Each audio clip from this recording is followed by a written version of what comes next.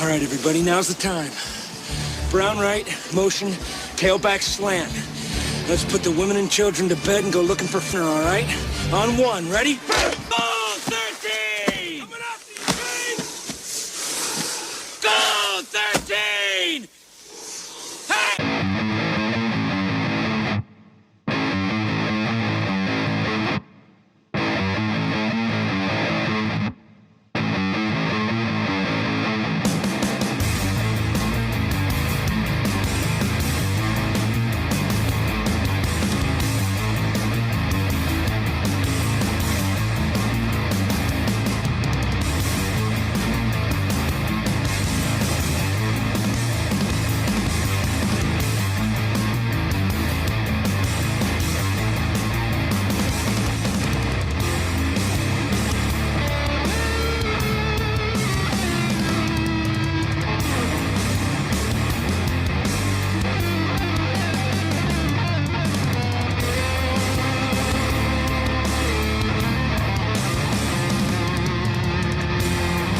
Finally, time to talk high school football for the 2025 season. Hello, everybody. Terry Bennett, Grant Goodwin here. The Newer Guard Plus 4A, 3A, 2A show called Sideline to Sideline here in the great state of Texas. And before we begin, how you doing, buddy? Doing good. A little tired. AC went out at the house yesterday, so had to take advantage of free rooms at the casino. So I had to get up extra early and drive in from the casino. Oh, I thought y'all drove down and stayed at that Roach Hotel you stayed in that time where the Roaches were prepping your bed for you. Where was that, down in Needville or? Navasota. Navasota. I know somewhere. I can remember. I think I'd rather sleep in the heat than there. Yeah, so it's a long night. The Goodwin household, that's for sure. Oh, this is going to be a long day. We've just now started back recording up there afterwards. Yeah, you're going back up. Are you staying the whole weekend there? Yeah. Well, I mean, it is already Saturday, so. Well, I didn't know if you might as well take advantage, right? So if this is the first time you've ever come across Sideline to Sideline, I am Terry Bennett. That is Grant Goodwin, and we talk 4A, 3A, and 2A football here in the state of Texas. And what this is our big Arse preview show, where we're going to cover every district in those three classes. We pick our district, we pick our playoff teams, we pick our region finalists, our semifinalists, and our state championships. We just have a lot of fun doing it. And these shows they're fun, but man, they're long. But I have learned that these are the shows that make us better in the regular season because... Do they, though? Okay, as good as we can be. Right. That's still better. And speaking of, we got Coach X, and Coach X will actually come up here in a second. And as you can tell, it's a little bit of a different set this year. We're kind of swanky now. You redid it. People can't see. Yeah, but the big monitors. Yeah, oh yeah, that's a game changer with me. I'm gonna have to use these glasses today, but in the regular season when we have all our run sheet and our notes up on the big monitor. Yep, and we'll be more of those. We'll be putting some of those up at times like this. For these shows, we're going to do like we've been doing in the region show and the district show, where we just put up the regions with the district, so you can kind of walk along with us as we do that. But if you do not know Coach X, he is a real coach in the state of Texas. Finally, well, I mean, he keeps saying it. So I think he's got a ring. Yeah, he's got 2 rings. Right? Whatever, dude. I got 4 rings. I got from the gumball machine. I just played state champion on them.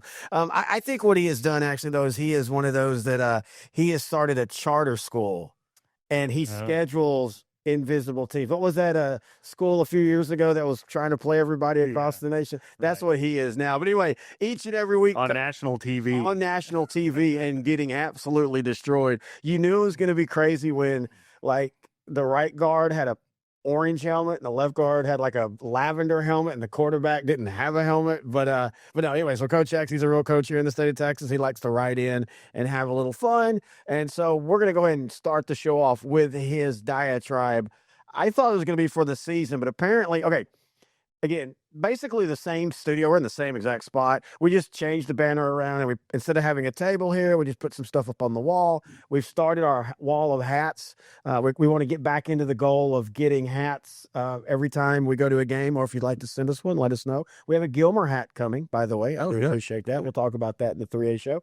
But anyway, and so I decided to get back-to-back banners. We'll do the same thing without drawing the covers. That way we're both, it's called branding. Well, SI Designs, who does wonderful jobs, when I asked him to send me another banner, I accidentally sent him the wrong file. So there's this. Remember that old thing in highlights? These two pictures are the exact same, but there's one mistake. And of course, when I showed the picture to Coach X of the new studio, he immediately caught the mistake. So this is what Coach X has to say. Let me see how this works. I gotta see how I do this. All right, here we go. Guys, the new studio looks so great. Hey, and the new banner is so cool.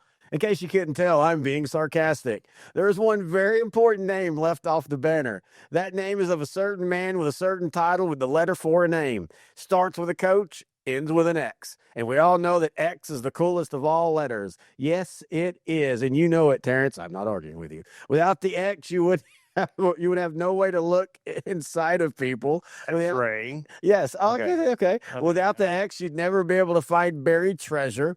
Without the X, you'd only have factors. That's my favorite one. Des Bryant, what would his touchdown celebration have been back in the day with that? See, X, you helped Des Bryant create his touchdown celebration. And you probably helped him with his financial situation. And by the way, he wrote this for the other show, but we didn't have video, so that's why it says this line. So here we are on the toughest regions, toughest district show. Actually, it's the Big Arse preview show. And guess what? You have no X, so you have no Coach X. To quote the immortal Steve Martin as Lucky Day in the classic Mexican Western, no dough, no show. But of course, I would have to paraphrase it and replace it with the word dough with X. So you made your bed, Tear Bear, and you're going to have to lay in it and wash your sheets. Grant, you're still cool. Oh, thanks, now, man. I do want to put out the fact that when we were picking where the banner was going, Grant specifically said he wanted that banner. He did not want to be associated with Coach X in any way. Thing of like masking. That's what I was actually going to do. Yeah. I might edit that out. That's what I was going to do for the first week. I'm going to have Coach X just wrote there right there. There you go. Yeah, he felt the guy felt bad. I'm like, no, we don't care, dude. I think it's funny. He ended up not charging me for it, so I don't care. Anyway, all right. So that is Coach X. Now that he's done, before we begin this, and you and I have been kind of talking about this in the toughest region, in the toughest district, and the Coaches Changing show. I think one of the things, whether it be 4A, 2A, or 3A, and I'm not saying there's not favorites. Carthage, of course, is a heavy favorite in 4A Division 2. I think Gunner is still a heavy favorite in their division. Munster coming back with everybody. Shiner coming back with everybody. A lot of people think we're going to see them in a rematch of the state championship in 2A. But my overall impression is this is one of the most spread out anybody could win from 4A Division 1 all the way to 2A Division 2, maybe since we've been doing these shows. Yeah. And for the most part, each region has one or two heavy hitters. Yes, but no, I don't even think Carthage is at that. They are so unbeatable that if they lose, people will be shocked this year. I don't know. I kind of go back to week 1 when we were out in Carthage last year and seeing them against Kilgore. And we kind of had that thought, man, that, there we go. Unbeatable Carthage, just go down and watch them. And then, they had some injuries, and Kilgore was just that good defensively, especially that night that it happened. So I'm gonna reserve judgment on Carthage until we get down week 1 in Kilgore and see that rematch. And then let's go ahead after our week 1 football trip, week 2 show, I'll have a little bit more of an opinion on Carthage. Right now, I'd be very shocked to see Carthage lose. I don't know, man. We'll just have to see. And again, I think I'd said this either on the toughest region or maybe it was the toughest district show, that my opinion on that isn't because Carthage has taken a step back by any stretch. I just think teams in 4 Division 2 have taken a step forward. I think that they're getting closer to them. But we'll talk about 4A Division 2 when we get there. All right, we're going to take a break, and when we come back, we're going to start doing it. We're going to be breaking down every district, every playoff team, our region picks, our semifinal picks, and our state championship picks right here on New Regard Plus. State championship, or Big Arse, right here on New Regard Plus, Big Arse preview show. Hey, Coach, are you ready to elevate your locker room experience? Well, at H&H Locker Solutions, we pride ourselves on delivering the highest quality lockers at the lowest cost in the Southeast. As a coach-owned business based in Alabama, we understand the needs of the coaches and the players alike. Our mission is to improve your locker room and streamline your process, and we're coming to Texas. Did you know we offer a free locker program? That's right. We ship all across the USA, ensuring you get the best solutions tailored just for you and your program. Want to learn more? Drop a comment or give Coach Harris, a.k.a. Ty, a call at 256-458-4427, and let's take your locker room to the next level. All right, so we're back here. It's the Class 4A Division II Big Arse preview show. As we're going to break down every district in Division II, then pick our region favorites, our state semifinal, and our state championship. As you can see on the board, we've got 4A Division II loaded up. So let's get started. We're going to start all the way at District 1. Who do you got and why? For District 1, I like Greenwood winning the district, man. Look, you got like a 2,000-yard passer in Lincoln Madrid, a 1,300-yard rusher in Nate Romero coming back.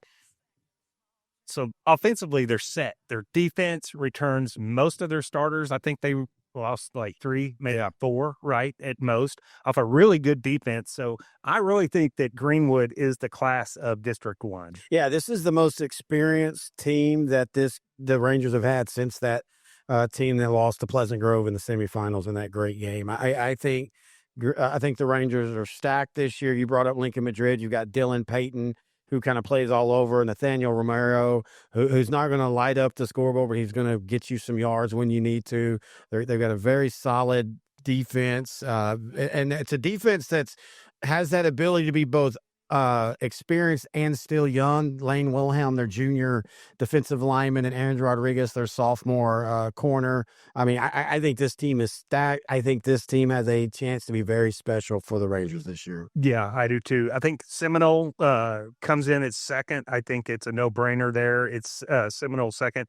Monahan's third, and then I guess Fort Stockton 4. Fort Stockton has quite a bit to replace on both sides of the ball, but I think they're still good enough to grab that last playoff spot over Snyder. I know Snyder went 1-9 last year. I think this is Gonzalez's second year there. They returned 13 starters. I'm not saying they're going to set the world on fire, but I think them and Fort Stockton, it's one of those that it probably doesn't matter in the state, but that's the game that's going to decide a playoff spot for one of those teams. Yeah, and I think it's going to be a fun game. Monahan's is the one that it feels like, they kind of reemerged 3 years ago, and they made that semifinal run. And then 2 years ago, they played, I think, to the region final. And then last year, I mean, they still were solid. They were 6-6, but we thought they were going to take that next step. Mm-hmm. I don't think they're quite there this year, but this is a team that they're going to make the playoffs, and they might win a playoff game. But watch out for them next year, because they are rebuilding with a completely, I think, all sophomores basically offense. They're going to be special next year, but for this year, in a while for Snyder. I look forward to them getting back on the statewide scene. All right, let's go to District 2. All right, District 2, I've got it Estacado, clearly number 1.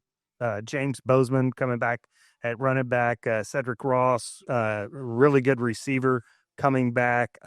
Defense should be better than was last year. I think last year Estacado had some holes on the defensive side of the ball, and it showed up at the wrong time. I think they ought to be better defensively this year. So I've got it Estacado 1, Perryton 2. I really like the Schilling kid at quarterback. Yes. 2,000-yard passer under center for Perryton.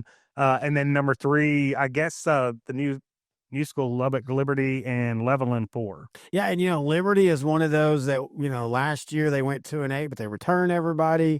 They have a very talented squad. I don't think they're quite as advanced as, say, Crawford is up in 4A Division I, or Davenport was their second year, or even West Plains was their second year. People forget we were talking West Plains in the 4A Division I. West Plains is still pretty much a new program, but I think Liberty's one of those.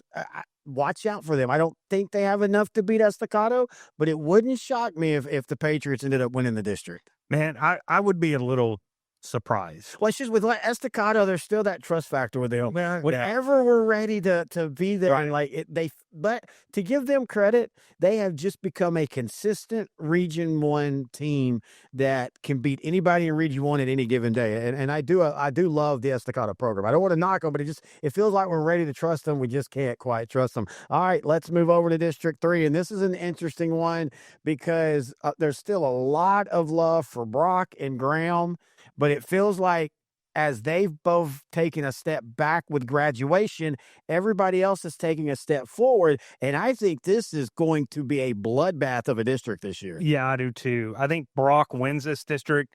Graham grabs the second spot.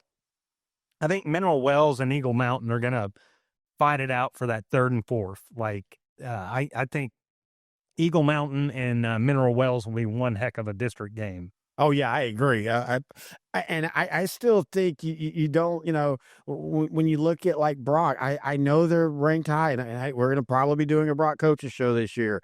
I still think this is I don't know the last time that Brock has come into the season with this many questions. It's been an offensive line has to be rebuilt, and they got to find a quarterback, and they've got to find basically rebuild their defense. Yeah, and they're going to have talent. This isn't a concern for Brock. It's not about the talent. The talent's still going to be there. In fact, whatever they do this year, watch out for them next year because and they're going to be great this year. And with that schedule that they play, I could see them going into district like they did a few years ago with some losses and then start kind of gaining steam.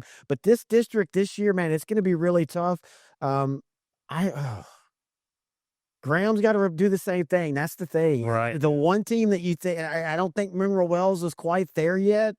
I think the team that has the biggest chance of knocking off Brock is Eagle Mountain.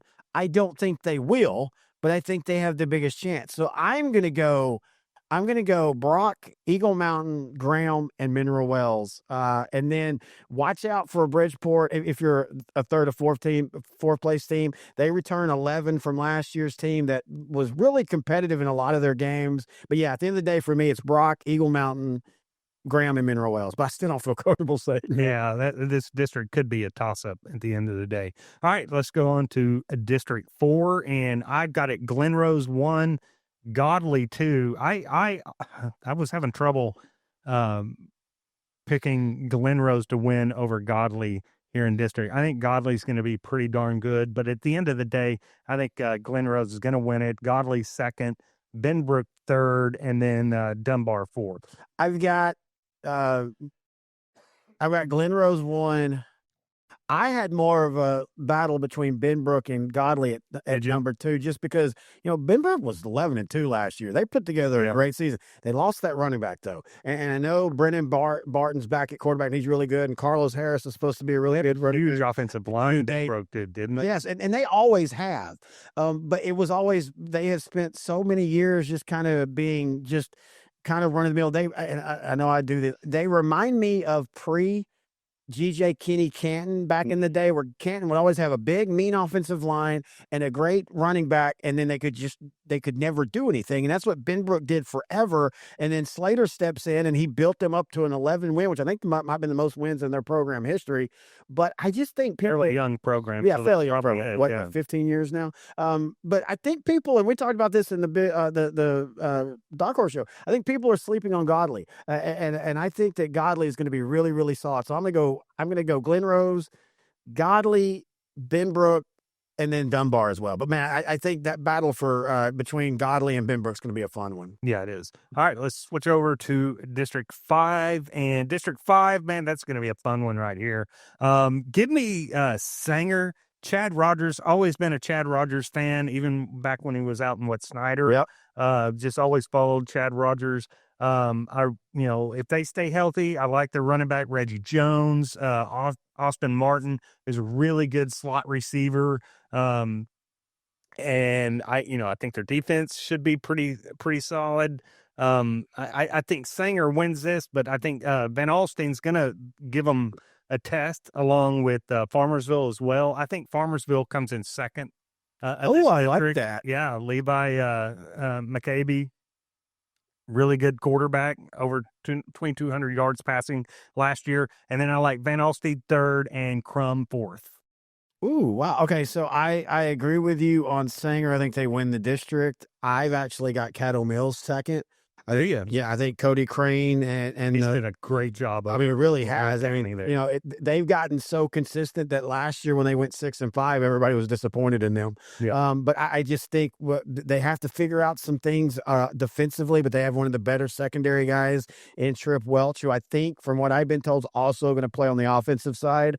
I've got them second. I've got Farmersville third, and I've got Van Alstine fourth. But I'm talking about, that sounds like I'm knocking Van Alstine. I'm just like you. I really like them. They've got to figure out some things on defense. That's one of the things about this district. A lot of these teams all have a lot coming back offensively, and yet they don't have a ton coming back defensively. Even Sanger, with almost everybody back on offense, still has to replace 5 starters on defense. But me saying Van Alstine fourth, I think, first off, nobody goes unbeaten in this district except for maybe Sanger. I could see them doing it. Everybody else, I could see having 2. I don't even know if Sanger. I don't even know if they do either. But I'm just saying, of the teams, I think they're the best one. By the way, if you're wondering where our region one, we'll do the region semi and state picks in the next segment. I just want to clear that up. All right, District 6. Speaking of Canton, you got Canton, Ferris, Camp, Quinlan Ford, Sunnyvale, and Wills Point, or as we call it, Sunnyvale better win this district, or something is wrong.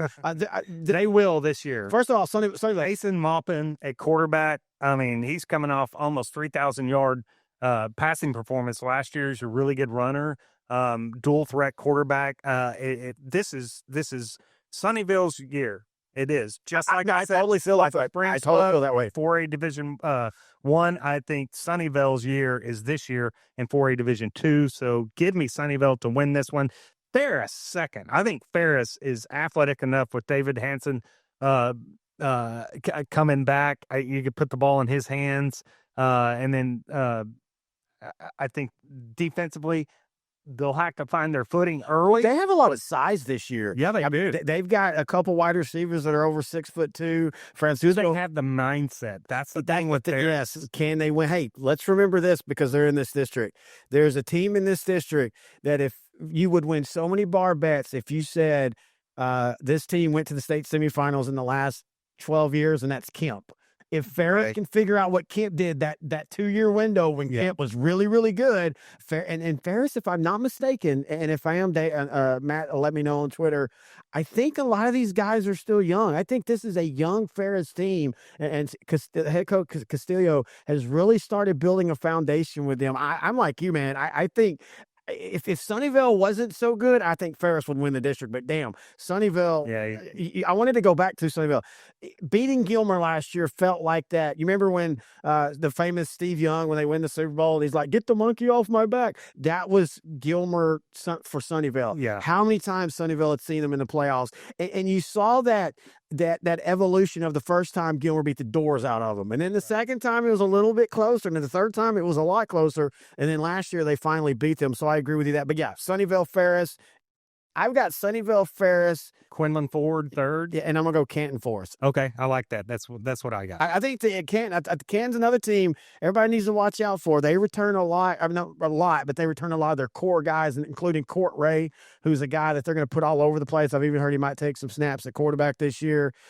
Heath Regal has done a really solid job of kind of rebuilding that team, who had kind of been floundering for the last 10 years. All right. Yeah. So that's our pick for District 6. Let's go over to District 7. I mean, there's not really a lot of good teams here to talk about, I guess. No, you got Gilmer, Spring Hill, North Lamar, Pittsburgh, and of course, Pleasant Grove. Give me Pleasant Grove. Yeah, I like Pleasant Grove in this one to win it. Then I've got Gilmer, number 2, although Gilmer has to rebuild on both sides of the ball, but who's better at rebuilding than Gilmer? Carthage, maybe? Right. I mean, Gilmer rebuilds a 9-3 year. Right. So I've got it. Pleasant Grove 1, Gilmer 2, Van 3, and then Spring Hill 4. All right, I almost agree with you. I've got it Pleasant Grove 1, Van 2, Gilmer 3. Just simply, I think Van's a little one step ahead. And then I agree with you with Spring Hill. And Spring Hill was one of those teams with Travis Allen at quarterback, and they returned 9 starters on offense. Coleman Stout, one of the best running back names. I think they're a team that I don't know inside the district, but I could see them getting outside the district, especially in this region, as long as they avoid Carthage in the first round. Getting out of this district, they might win a couple of games. Seeding in this in this district right here is it's important. pretty important. When you got right? Carthage staring you down in the first round, you just want to finish. I mean, you're going to have the third and fourth teams playing like it's a state championship because they want to avoid Carthage in that first round. Yeah. All right, speaking of, let's go to District 8.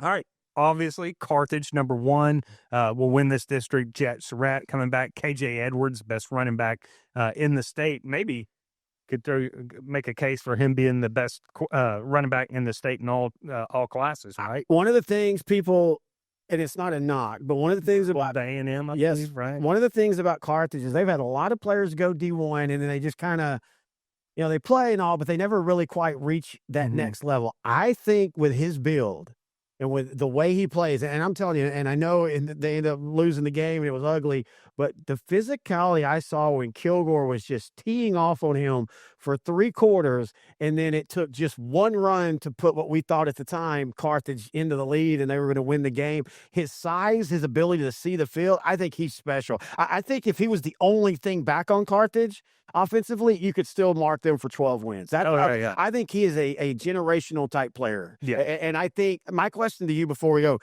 is there a team this year in this district? This is a solid district. Is there a team this year in this district that gives Carthage that one district game where they're trailing with a couple minutes left and they have to figure out a win? Or is I think Carthage goes rolling this year in the district. I do too. I think Carthage rolls through the district. I think Athens is my my second place team. Dan Harrell, the head coach there. Oh yeah, the Harrell family. They're just going to be, Athens is going to be that dark horse that everybody's surprised at what they do. David Richardson's coming back, threw for over 1,600 yards last year. Julius Brewer, big time receiver.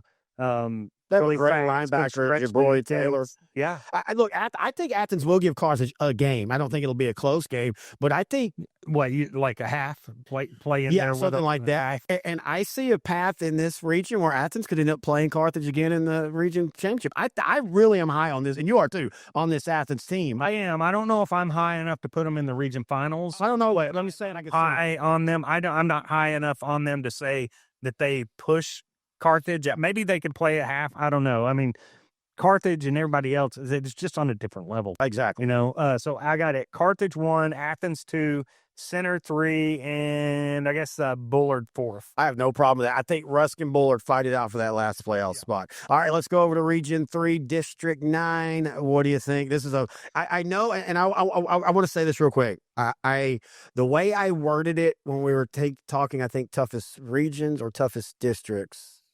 Well, they have to be toughest region because I haven't released the toughest district. I said Silsbee was rebuilding, and a lot of people pointed out that, well, they've got like 15 returning. What I meant was it was a change of guard as far as the skill position of quarterback, the Silsbee that we had known over the last 3 or 4 years. I didn't mean that they were like in a complete rebuild mode. I just meant they're doing the same things, but a little bit different this year. They're going to be defensive heavy, right? Yes. The defensive front's going to be nasty, I think Silsbee's is. But, you got to remember Jacob Johnson coming back, probably one of the better athletes in Southeast Texas. Yes, he is. Puts the ball in his hands, and you've got a problem defensively.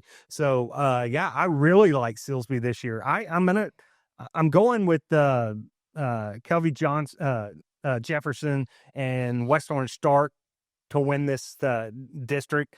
But I like Silsbee fighting tooth and nail to win this district, but I just think West Orange Stark will be too much. So I've got it West Orange Stark 1, Silsbee 2, Jasper 3, and Hampshire Finette 4. Wow, man! I like the Jasper. That kind of turned me. I was already expecting to hear Finette 3rd, which I do have Finette 3rd. I have Jasper 4th. I have Silsbee winning the district. But again, I think this is a different. I don't fault you. I don't think anybody will be in this district. But I think Jasper's good enough to take won the top 2 spots as well. Didn't it feel like last year West Orange Stark kind of turned a corner? Like they had been 5-6, 5-6, and you and I, we had seen it against Belleville, where you kind of questioned the effort and the Gosh, man, after that Belleville loss that we went and saw first round, Western Start, I was like, how does Western Start recover from this as a program? I mean, they got literally beat to death in the first 5 minutes. And I got to say, I saw a lot of give up. Exactly. And I thought, man, and we remember Coach Hickman going to be able to recover? Exactly. And we wondered that going into last year. And then boom, they started out slow. But I mean, their schedule was so tough. They beat La Vega, but then got beat by La Vega in the playoffs. But yeah, I think this is a district where the winner is going to at least have one district loss. It wouldn't even shock me if we're talking about 3 teams tied at district with 2 losses. This is going to be a bloodbath inside this district. All right, let's go to District 10, where we've got the weird schools like the Harmony School of Innovation, Science, and Medication and Deliberations. Also, Katy Harmony, Lamarck, Royal, Berkshire Royal, Sweeney, West Columbia, and Wharton. What do you say? This is a weird district. It is. I think Berkshire Royal wins this district as long as they were your dark horse team, rightfully so. Yeah. They just got to stay healthy, right? And consistent. Yeah, healthy and consistent. I think that's the only thing holding the Falcons back. Yeah, and they didn't run through the district last year, but I mean, they finished with 1 loss, I think. Yeah, they were 5-1. 5-1. So I think I think Coach Reagan's he's his group is going to be a lot better this year. So I like Berkshire Royal 1, West Columbia 2. I'm going to say Lamarck 3, and then Sweeney 4. Yeah, I like that 100%. And I could see, Columbia's the one that upset or beat the Falcons last year. I could see that again this year. They're going to lean heavily, the Roughnecks are, defensively early as they figure out that who they're going to play at offense. But with that system, it's a play. I mean, They took a first-round NFL draft pick and made him only throw like 15 times a game. The Roughnecks know their system and how to plug and play. But yeah, this is going to be – it's a weird district, but it's going to be a fun district at the top. Yeah. All right, District 11. This one's going to be fun, man. What is it? Belleville, Sealy, Madisonville, LaGrange, Giddings, Caldwell. Fun district. I'm going to go out and I'm going to say Sealy wins this district. One of the best quarterbacks in 4A Division II. Him, Jet Surratt, 2 big names, right? Kane Killo, the quarterback for Sealy, threw for 2,400 yards or so last year. If he can stay healthy, Sealy, the sky's the limit for Sealy. Sealy can win state if he can stay healthy. Yeah, at least win. You start with the district, though, because, man, this is a tough district. I got Sealy 1, Belleville 2. Belleville returns the house. I know they've got some key skill guys to replace, but up front on both sides of the ball, in the trenches, Belleville should be very, very tough this year. So Sealy Belleville will be a fun district championship type game to watch. Well, hang on. I'll edit this. I want to read what Chase said, or not read, but kind of say what Chase said. I didn't know if you read that. All right. 3, 2, 1. I want to say this about Belleville. One of our Belleville insiders basically said, and he wasn't knocking anybody that played last year, but that this might be a team that's more team than that last year's was. And for a program like Belleville and the system they run, that's kind of how they have to be. Mm-hmm. Sometimes it's plug and plays a little bit better. I think Belleville is closer to where they were 2 years ago than where they were last year. But I'm going to say this. I had somebody contact me and talk about Madisonville, a coach I trust. And he says if Madisonville can figure out their offensive line, Madisonville's offense this year might be the best offense they've had in 10, 15 years. And the Whaley kid, man. Yes, he's back. Tristan Whaley, he's back, and they have a really solid quarterback in Malik Cover, that the sophomore that a lot of people think is going to take over. And his brother, Malachi Cover, I guess it's Children of the Corn. He's a big junior. I mean, this is a young, really strong team. I don't think they're quite Children of the Corn. They don't have that in Madisonville. What they do have is the cattle mutilations. You seen that? Yes, I was talking about Malachi. I know. Oh, Children of the Corn. Wow, that's pretty cool. I've seen it before, yeah. I don't think Madisonville's there to Iowa and Nebraska. Heck no. Well, other than that, she's also boring. I don't think Madisonville's there yet this year, but I think this is a team that could upset somebody in this district, and a team that I would not want to play in the playoffs. But I agree with you, man. Madisonville coming in third. Yes, and over LaGrange fourth. Yeah, I have Sealy, Belleville, Madisonville, and then I have LaGrange, and I think Giddings could give LaGrange a little bit of a problem this year. All right. Well, that's weird. All right, let's go to District 12, and this is a district that it's a lot of, remember these, like China Spring and Lorena, and where have they gone this year or the last couple of years? I think we might rediscover them again this year. I think this is going to be one heck of a district. Yeah, I do too. I think La Vega wins this district, but I really like Conley at number 2, man. Jamarian Vincent at quarterback, one of the best athletes in Class 4. And I feel like we say that every year about somebody with Waco Conley. They are such a D1 factory at this point. They are. Vincent, I think, is a verbal commit to Baylor, right? Yep. But that guy, man, he can show out. He's going to show out on Friday nights this year. Dude, for them, it's just does it all. Quarterback. Yeah, he's a corner. I mean, he's just going to be tough. They got a really good, solid offensive line with the Hancock kid, David Hancock, anchoring that line. Defense should be good. Coach Garrett keeps the cadets healthy. I think they could push La Vega. Oh, I agree. I totally agree with you. But I like it. La Vega 1. Conley 2, Robinson 3, and then China Spring 4. I think that this Conley team is as closest to one. I think it was in 2019 that took Gilmer to the mat in the region final. He was like 35-24 or something like that. Mm-hmm. China Spring, I don't know. I don't know what's happened to them. I mean, they're in a division that they should be competitive. I mean, 4A Division 2 is right in their wheelhouse, and last year they go 2-8. You have Lorena, who last year went 2-8, and it's just weird to see that. But I'm going to go La Vega, Conley, Robinson. I'm going to go Lorena just to be different. I think them and China Spring play for that 4th playoff spot. Mm-hmm. All right, let's move over to Region 4, and let's start out in District 13, a district that's still the same, but a lot changed as a whole lot. The 2 foundation teams that have been there forever, and this is not a knock on Lago Vista. Lago Vista is now a foundation team, but it feels like Wimberley and Navarro have been in the same district for 30 years now. They both have coaching changes. Does that give Lago Vista a leg up in the district? It does. I think Creighton Phillips Vikings teams wins this district this year. They've got a lot coming back up front on the offensive side of the ball. Brock Morton at receiver, Noah Ambola at running back. I mean, that's a lot of offensive production from last year. And then let's throw in Trip Henderson, the quarterback. He's back. He had a good year last year. I think Lago Vista has what it takes to win this district,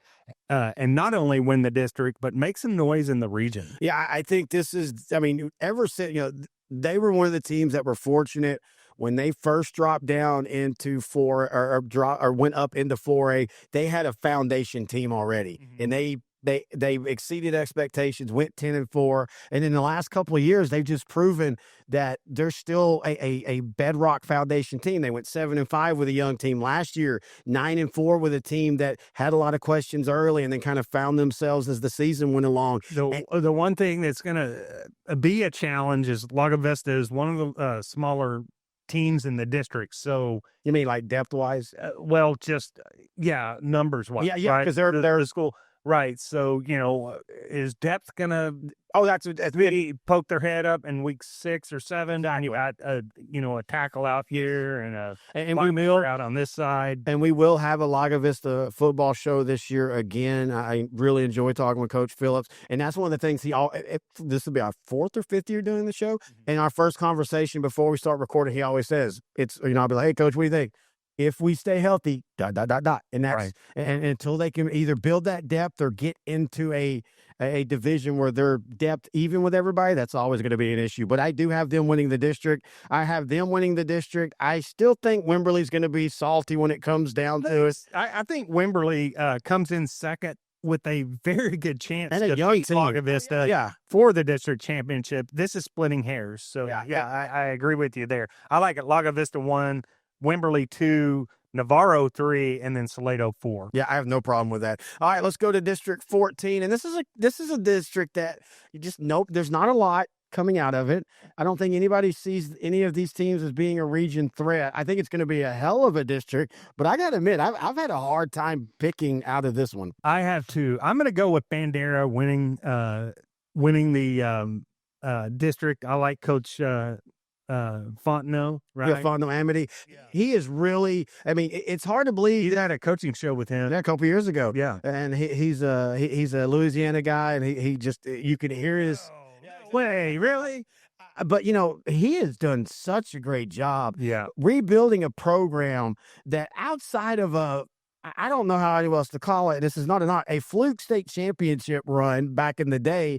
They have kind of struggled, and he won them their first district championship in so many years, and he won their first couple playoff games. He's got two bell cows of a running back in Juan Cabrera and Braylon German. I mean, those two right there. And German will split out at wideout. He'll take bunt returns and kickoffs. This is one of those teams that has a bunch of guys that play a bunch of different positions. And that's where we talk about Lago Vista does the same thing. That's how you remedy depth, is you have guys that you can plug and play at different positions. Now, the problem is, as Coach Phillips of Lago Vista will tell you, is when you lose a guy like that, you don't just lose a running back. You lose a running back, a wide receiver, special teams, and all that. But Bandera is a little bit like that. Not quite as athletic as Lago Vista, but inside this district, I think they're going to be comfortably winning the district. I don't know if it's comfortable because there's still going to be some defensive questions, right? Yeah, got a lot to replace on defense. So I think this district comes down to Bandera and Divine. Yeah.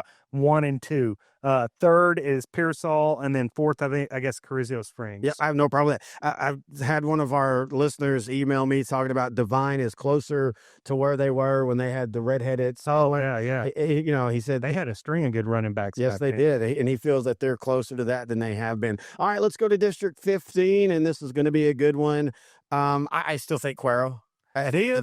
I'm taking Sinton here. I have no problem. I'm pulling a Terry Bennett out of the book because you're always high on Sinton, and they rightfully so last year, right? Yeah. I mean, they just ran through the district last year. Lost a lot on defense, but they're still a green kid at running back, which is he's a playmaker, right?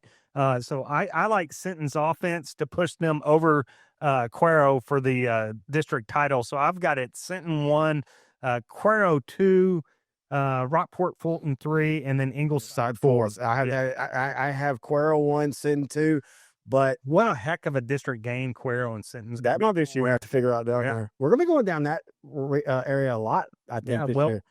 Week 2 or 3, week 2, Ty Davis. Week 2, Ty Davis. That's right. And I'm not gonna spoil the spoilers, but put a pin in Cuero Sinton here in a second. All right, let's talk District 16 to finish out the district picks. What do you think? I have got La Feria 1. I'm going to go Kingsville 2, Port Isabel 3, and then Rio Grande City 4. I have no problem with that. All right, we're going to take a break, and when we come back, we're going to give you our region finals, our state semifinals, and our state championship right here on the Class 4A Division II Big Arse Preview Show. Coach Surratt came in 2007, and really what's remarkable about him is how quickly he turned the program around. The biggest challenge here was just to change the mindset. Obviously, we want a winning culture, but the first thing you got to instill is, toughness. It don't matter if it's volleyball, football, baseball. He's put Carthage on the map to a great extent.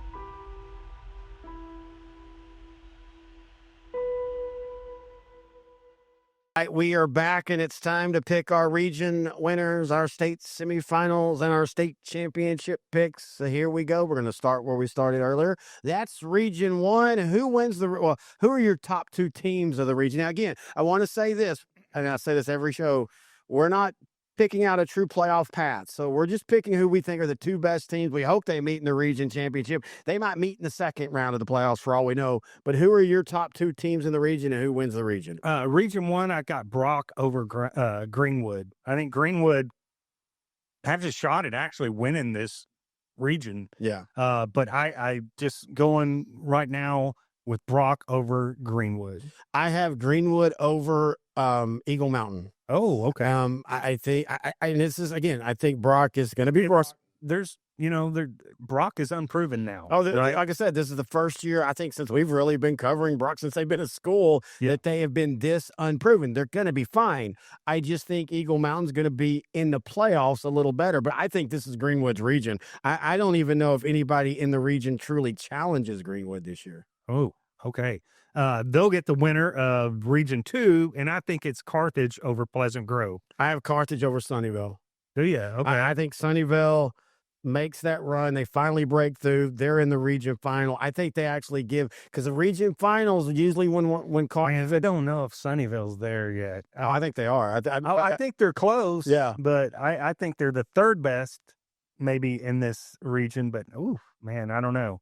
I'm not that sold on Pleasant Grove. I mean, as far as what we're talking about, like a region threat, I think them and Sunnyvale are at least at the same level. But again, all this depends on the playoff draw as well. Yeah. But either way, we both have Carthage winning, right? Yes. Yes. I have Carthage winning. You have Carthage winning. All right, let's go to Region 3. And to me, this is the most convoluted. But I will say, if Sealy's quarterback can stay healthy, I think they win the region. So I'm going to go with, that's all I can go with. I think he stays healthy. I think they win the region. I think Sealy is a game better than Belleville. Okay, I think it's Sealy over La Vega. I have no problem with that either. I think La Vega went off La Vega field appearance, and they returned. Carthage damn well. I mean, you can make the case First half. You can make the case that La Vega doesn't make one or two mistakes, they win the game. I mean, they were in the game. In fact, they've probably. Is that the best anybody's played Carthage in state since like the 13-12 when they? I'm not 13-12, but that was a semifinal, wasn't it? When they beat Graham and Carthage, yeah, it was Graham. But anyway, I think that La Vega, that's a good one. I think people have kind of slept on them a little bit. Yeah, I think it's Sealy, Belleville, Silsbee, West Orange Stark, and La Vega. I think those are the core games. I think as long as Sealy's quarterback stays healthy, they're the best of that. All right, in Region 4, who do you have? I've got Cuero. I think Sinton beats Cuero for the district, but I think Cuero will get their revenge for it. Right. In the playoffs. So I think Cuero over Lago Vista. I think Sinton over Lago Vista, even though I'm sorry, I think Lago Vista over Sinton. Oh, you've got Lago Vista going to semis. Yeah, I was going to semis. I have Sinton though getting revenge against Cuero, and again, if it matches up with her, okay. But I'm just saying, I think Sinton goes. I have Cuero winning district. I think Sinton goes further in the playoffs. All right, so let's go to it. The state semifinals. I've got Greenwood versus Carthage. Brock playing Carthage in that semifinal, and I like Carthage to win to go on to the state championship. All right, so we both have Carthage winning and going to state over Region 3, Region 4. I have Sealy beating Lago Vista. I have Carthage versus Sealy in a classic state championship game. I've got Sealy over La Vega playing Cuero, so Sealy Cuero in that semifinal, and I've got Sealy beating Cuero to play Carthage in the state finals. It's crazy how in the 4As, you and I have the same two teams, but they take different paths, which is I love about that. I have in the state championship game, I have Carthage winning, but I think Caden Killall is going to give Carthage everything they could handle. I think this is kind of like Glenn Rose's quarterback did a couple of years ago. The fumble, as we like to call it. In fact, I want to say, I said this though last year. I can never, if I put in Carthage in a state championship game, until Surratt loses a state championship game, I can't go against them. Right. But I think, as we were just talking about how close last year was, I think Sealy will give them everything they can handle in the state championship game. I think this could go down as one of the classic state championship games, but give me Carthage to win their 47,000th state championship. I'm going to do the shocker here. Sealy? No, Carthage. Damn it. Carthage. I wanted Sealy for the 4A Division II state championship. See, I tried to do, but I think it could be close too. I think it could be a classic if Sealy comes in intact and no injuries. Carthage has minimal injuries. I think this set up to be a great. The last few years, man, 4A Division II. I'm like, okay, well, we got to sit through this one. Who's Carthage gonna, cover the field in blood with, but this one I think could be closer. And Sealy is one of the few teams that could athletically match up with Carthage. When you look at Elijah Sanders and Javian Grant and AJ Sepion and those skill players, oh man, I really now hope this happens. Nothing against any other team, but this would be a wild and fun state championship game. Yeah, it would. Coach Surratt came in 2007. And really what's remarkable about him is how quickly he turned the program around. The biggest challenge here was just to change the mindset. Obviously, we want a winning culture, but the first thing you got to instill is, toughness. It don't matter if it's volleyball, football, baseball. He's put Carthage on the map to a great extent.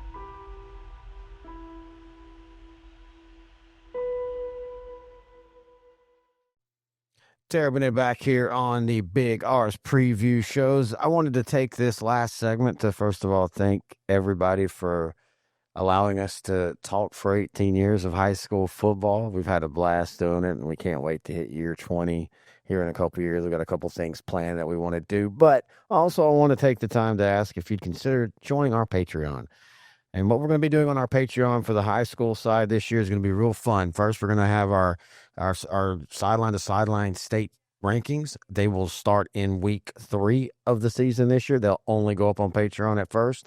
We're also going to do instant reactions. So when we get back to the hotel from a game on a Friday night, Saturday night, or Thursday night, depending on, which week it is, because like the first week we'll be at 2 games, one on Thursday and one on Friday. But we'll give us an instant recap about how we feel about the game we saw, and maybe some of the other scores we've seen that surprise us. Those will go up on Patreon only. We'll also have a Patreon question of the week, and we have a Discord chat. That's a pretty fun chat in and out of the season, actually, as we like to talk a little football, a little sports, and whatever else comes across. So please think about joining our Patreon. It's for less than a cup of coffee. In fact, if you did the full high school season, August to December, it's going to cost less than it would to go get a fast food meal. So please consider helping us out, give you great extra content, and let's have a fun 2025 season. And until next week, which will be the regular season shows, I'm Terry Bennett. This has been Sideline to Sideline's Big Arse Preview Show right here on L4 Media.